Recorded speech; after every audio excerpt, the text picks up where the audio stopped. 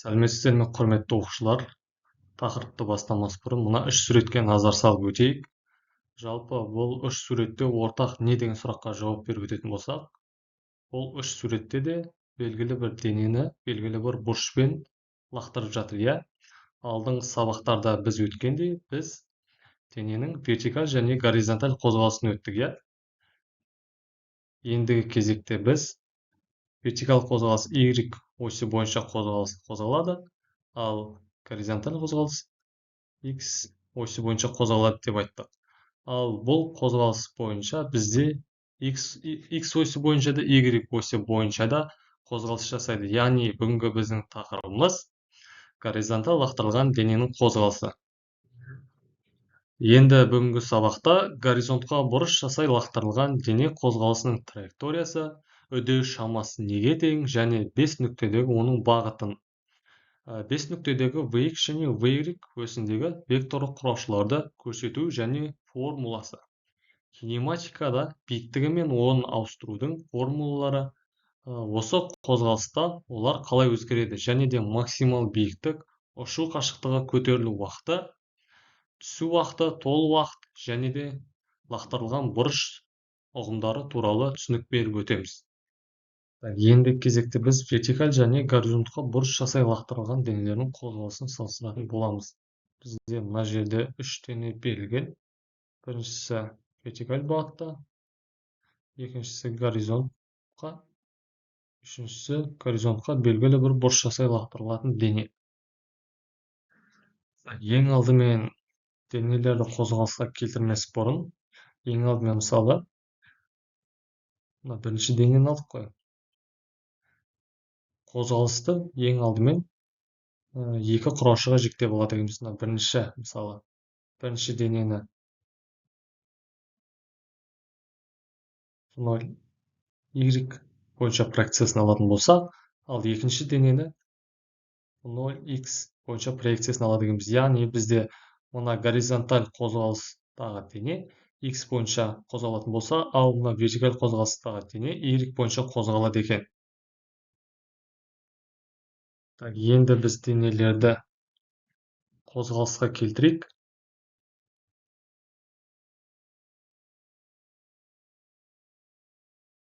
Енді қарап отырғанымыздай үш дене үш түрлі қозғалды. Бірінші дене вертикаль қозғалды, екінші дене горизонталь қозғалды, үшінші дене горизонтқа бұрыш жасай лақтырылды. Горизонтқа бұрыш жасай лақтырылған кезде дене в нолевой жылдамдықпен лақтырылады. Бағана біз екі құраушыға жіктеп алдық қой, иә? Мысалы, в нолевой x осы x бойынша осы в нолевой дененің жылдамдығының проекциясын құрайды. Ал в нолевой y деп отырғанымыз бізде осы y осі бойынша жылдамдығының проекциясын құрайды екен. Енді дене бізде осы жерден бәрін өшіре салайын.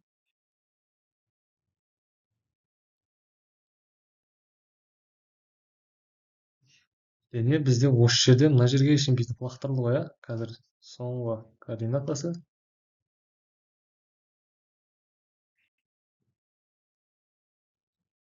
Бізде осы жерді көрсетті. Яғни бізде осы жердегі полный аралық бізде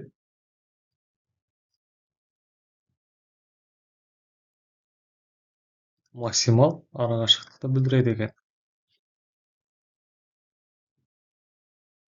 Енді y осі бойынша қарайтын болсақ, бізде дене осылай ұшып келеді ғой. Осы жерден келген кезде бізде максимал биіктікке көтеріледі екен. Ал осы жерге дейін бізде кемімелі қозғалады, ал осы жерден былай қарай үдемелі қозғалады екен. Яғни осы жерде кез келген бір нүктесін алатын болсақ, бізде яғни 0 x бойынша 0 y бойынша проекциясы алынады екен. Және де мына жерде тағы да бір нәрсе бар. Яғни жылдамдық басталған сәттен тоқтаған сәтте дейін бізде еркін түсу үдеу, яғни мысалы g әсер етіп отырады. бұл G-дің бағыты әрқашанда төмен қарай бағытталған. Ендігі кезекте біз әртүрлі бұрышпен лақтырылған денелердің қозғалысын қарастырып өтейік. Бұл жерде әртүрлі бұрыштар көрсетілген. Мысалы 15, 75, 30, 60, 45 градустағы лақтырылған денелердің қозғалысы. Бұл жерде не көре аламыз? Бұл жерде мысалы 75 градустағы дененің қозғалысын көрсек, осы жағдай бойынша бізде максималды биіктік көре алады екенбіз. Ал негізінен бізде горизонталь бұрыштың ең максималды биіктігі бізде 90 градус жасап лақтырылған дене екен. Ең максимал биіктікке көтеріледі екен. Қысқасын айтқан кезде бізде вертикал лақтырылған дене максимал биіктікке дейін көтеріледі. Ал тағы да бұл жерде не көре аламыз? Бізде 45 градуспен лақтырылған дене. Негізінен бізде 45, егер біз денені барынша алысырақ лақтырғымыз келсе, денені 45 градуста лақтырсақ, максималды ұшу қашықтығын алады екенбіз.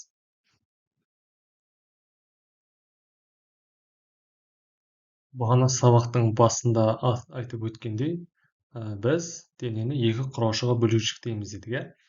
Мысалы, мына жерде горизонтқа бұрыш жасай лақтырылған, альфа бұрыш жасай лақтырылған.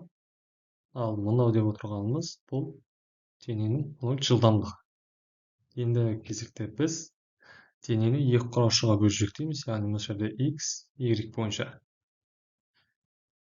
Бағана сабақтың басында айтып өттік.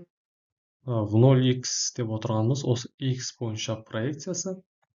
Келесі кезекте осы в 0x деп отырғанымыз осы x бойынша алынған жылдамдықтың құраушысы болады. Ал в 0y деп отырғанымыз y осі бойынша алынған дененің жылдамдығының проекциясы болып табылады екен. Яғни x болған кезде косинус альфа, y болған кезде синус альфаға тең болады.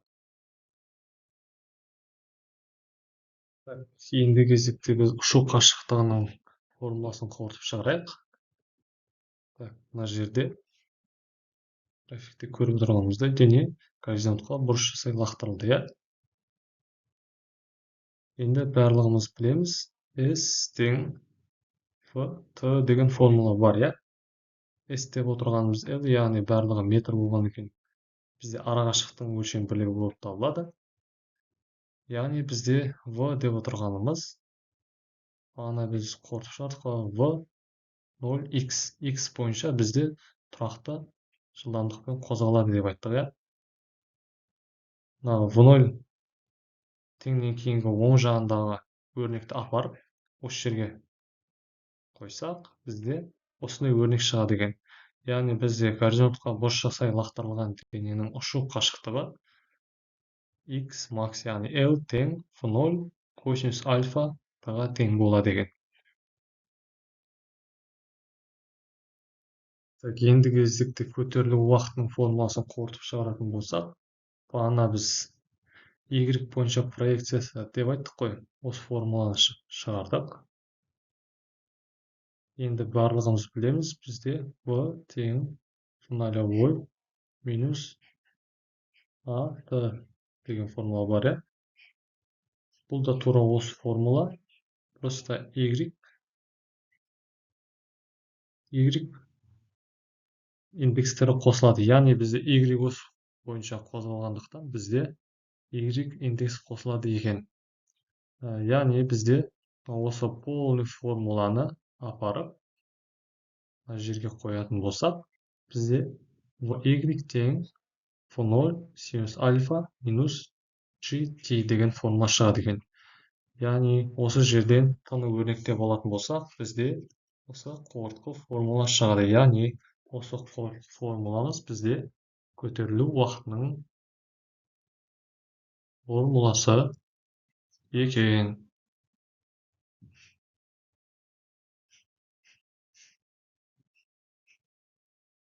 Енді кезекте толық ұшу уақыты.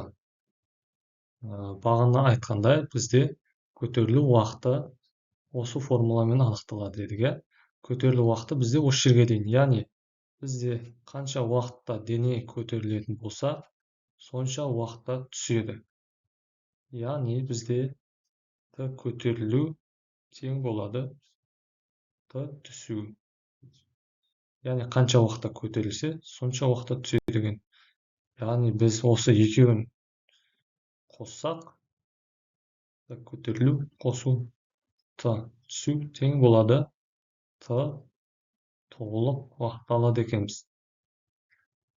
Немесе екіге көбейтсек те болады. Сонда бізде формула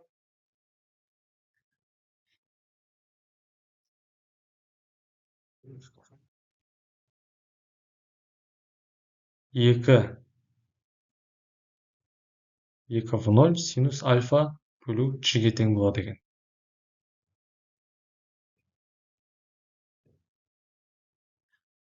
Енді басында біз мына формуланы алып едік қой, естеріңізде болса. 0 косинус альфа т толық, иә. Бізде осы формула арқылы бізде толық ұшу уақытының формуласын алдық қой. Мына толық ұшу уақытының формуласы. Толық. Осыны мына жерге полный ашып шығардық осыны. Осы шығару арқылы біз өрнектеп ұшу қашықтығының формуласын алады екенбіз.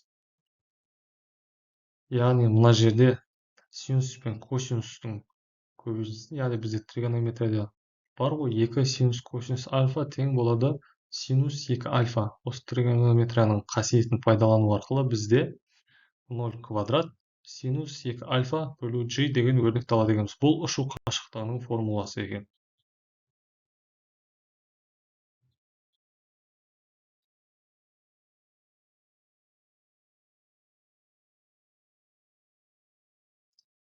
Енді кезекте бізде көтерілу биіктігі. Біз бір денені горизонталь биікке бұрыш жасай лақтырған кезде, міндетті түрде де максималды ұшу биіктігі пайда болады. Оны қалай табамыз? Барлығымыз білеміз. Бізде осы қарапайым формула бар, т квадрат бөлу 2 деген. Бізде т деп отырғанымыз көтерілу уақыты. Бағана көтерілу уақытының формуласы бар ғой бізде осы. Осыны апарып, осы жерге қоямыз. Осыны өрнектеу арқылы квадраттап, бізде 0 квадрат синус квадрат альфа бөлу 2g деген формула пайда болады екен. Яғни бізде h max деп отырғанымыз осы көтерілу биіктігінің формуласына тең болады екен. Бүгінгі сабақта біз осы 4 формуланы қорытып шығардық.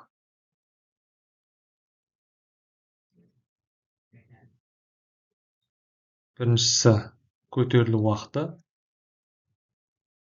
екіншісі толық уақыт, үшіншісі максималды биіктіктің формуласы. L деп отырғанымыз максималы ұшу қашықтығы.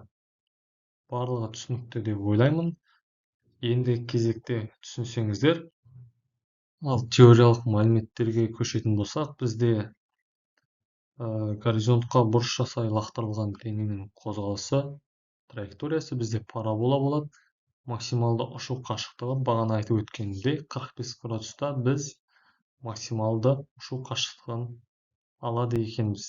Және де минималды ең жоғары көтерілу нүктесі бізде v тең болады v косинус альфа. Және де көтерілу уақыты түсу уақытына тең болады екен. Енді кезекте сабақта қорытындылау мақсатында осы тапсырманы орындап өтіңіздер. Қай дене ұзаққа ұшады деген сұраққа жауап берейік. Осы біріншісі және де екіншісі. Осы тапсырмаларды орындап көріңіздер.